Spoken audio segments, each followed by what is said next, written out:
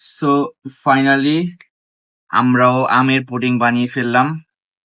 তো এই হচ্ছে আমের পুডিং, আমি দেখাচ্ছি।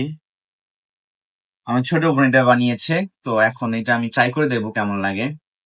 ফার্স্ট টাইম আমের পুডিং খাচ্ছি, দেখা যাক কেমন হয়।